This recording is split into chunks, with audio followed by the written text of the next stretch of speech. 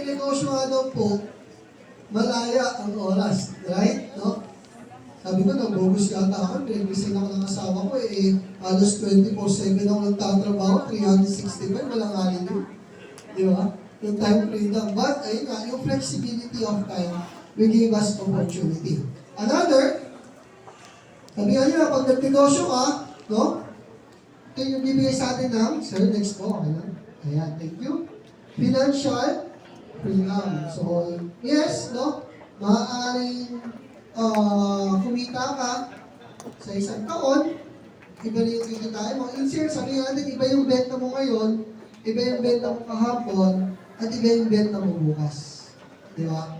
So, meaning to say, maaari kang kumita ngayon, iba yung challenge bukas, or maaari rin on your target na ito to be able na mag-drop. Lastly, ang entrepreneurship, nagbibigay sa atin ng freedom to fail. Siyempre itong freedom to fail na sinasabi natin. Sabi nga ni Mark Zuckerberg, all of the successful entrepreneur ay mayroong pinagdaanan ng failure bago sila maging success. No? So yung freedom to fail, just like for example, sa inyong exam, pwede ba yung freedom to fail naman? Pwede ba natin sabihin, yung pag bumagsak tayo, di ba? Diba sir, baka pwede yung freedom to fail. Di ba?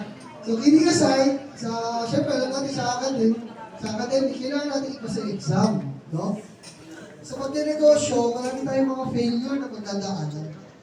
Maraming mga pagsubok, no? Doesn't mean na we hit our first million sales, doon na lahat. The more na nag-expand yung business, tumataas din yung expenses. Di ba?